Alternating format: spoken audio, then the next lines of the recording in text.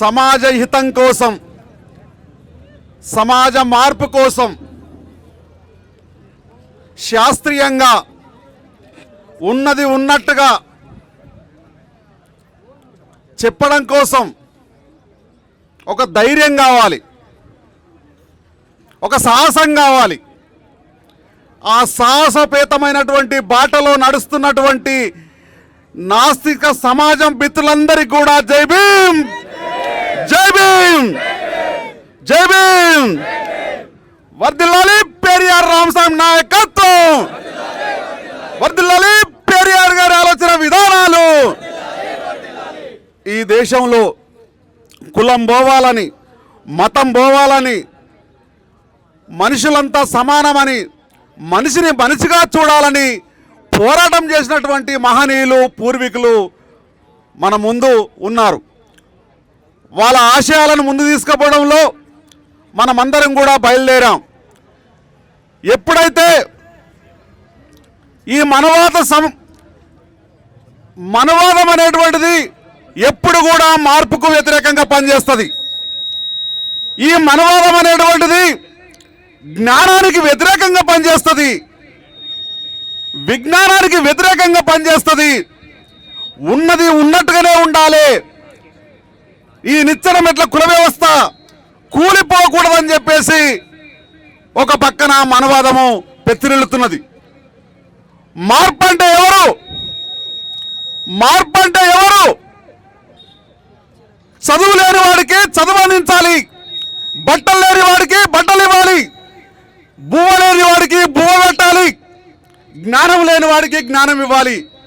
ఇవన్నీ అందించాలని చెప్పి బతుకున్నంత కాలం పోరాటం చేసింది డాక్టర్ బాబాసాహెబ్ అంబేద్కర్. ఆయన బాటలో మనమందరం ప్రయాణం చేస్తున్నాం. ఈ మార్పు ఏవైతే కోరుకుంటున్నామో, ఈ మార్పు బాటలో నాస్తిక సమాజం ప్రయాణం చేస్తుందో దానికి పక్కనే మనవాదం ఈ మార్పు రావద్దని చెప్పేసి మన మీద దాడులు చేస్తుంది. ఈ దేశంలో కులం మతం ఉన్నంత కాలం ఇవి జరుగుతూనే ఉంటాయి. దీనికి వ్యతిరేకంగా బాబాసాహెబ్ అంబేద్కర్ గారి బాటలో, పెరియార్ రామస్వామి గారి నాయకత్వంలో మనం మనిషిని మనిషిగా చూసేంత వరకు, సమాజంలో సమానత్వం వచ్చేంత వరకు మన పోరాటం అనేటువంటిది ఆగదని చెప్పి సందర్భంగా తెలియజేస్తూ, ఈ మధ్య కాలంలో బాబాసాహెబ్ అంబేద్కర్ గారిని చాలా ఎక్కువ పెడుతున్నాయి మనవాదులు, కించపరచాలని ప్రయత్నం చేస్తున్నాయి, తగ్గించాలని ప్రయత్నం చేస్తున్నాయి. ఈ దేశంలో ఉన్నటువంటి మనవాదులు బాబాసాహెబ్ అంబేద్కర్ గారి యొక్క ఆలోచన మీద, ఆయన యొక్క తెలివితేటల మీద, ఆయన యొక్క భావజాలం మీద దెబ్బ కొట్టాలంటే వాళ్ళ శక్తి సరిపోదు. బాబాసాహెబ్ అంబేద్కర్ అనేటువంటి వ్యక్తి కాదు, ఒక జ్ఞానవంతుడు, ప్రపంచానికే పెద్ద జ్ఞానం ఇచ్చినటువంటి మహోన్నత నాయకుడు. ఆ జ్ఞానము ఆపాలని ఏ అమిత్ షా కానీ, ఏ మోడీ కానీ, ఏ చంద్రశేఖరరావు గారు కానీ ఆపాలనుకుంటే వాళ్ళ సాధ్యం కాదు. మనుషులు వస్తుంటారు పోతుంటారు, పాలకులు వస్తుంటారు పోతుంటారు. ఈ దేశంలో శాశ్వతమైంది ఒక రాజ్యాంగం మాత్రమే. ఆ రాజ్యాంగాన్ని కాపాడుకుంటే ప్రతి మనిషి కూడా రక్షింపబడతాడు. కాబట్టి అమిత్ షా మాటలకు నా మనస్సు కలత చెందింది.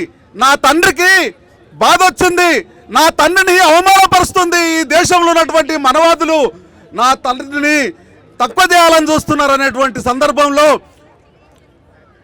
జై భీమ్, జై భీమ్, జై భీమ్ అని 100 సార్లు అంటారేందయ్యా?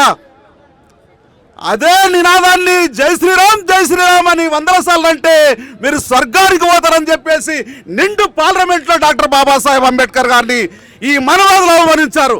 అప్పుడే నా మనసు బాధ చెందింది. దానికి ఎందుకు మనవాద కొడుకులారా, మన బుద్ధి నేతలారా, మనవాద కొడుకులారా, మన బుద్ధి నేతలారా, ఈ దేశమేలుతున్నా ఓ దేశద్రోహులారా, ఈ దేశాన్ని ఏలుతున్నటువంటి దేశద్రోహులు ఎందుకురా, ఎందుకు అంబేద్కర్ పై కుట్రబన్నుతున్నారు, ఎందుకు యుగ పురుషుడిపై విషం గక్కుతున్నారు, మా బతుకు మార్చినందుక మా బాధ తీర్చినందుక మా బతుకు మార్చినందుక మా బాధ తీర్చినందుక మీ బలుపు తెచ్చినందుక మా బలం పెంచినందుక ఎందుకురా అరే ఎందుకురా చల్ ఎందుకు అంబేద్కర్ పై కుట్రబన్నుతున్నారు ఎందుకు మా అంబేద్కర్ పై విషం జిమ్ముతున్నారని చెప్పేసి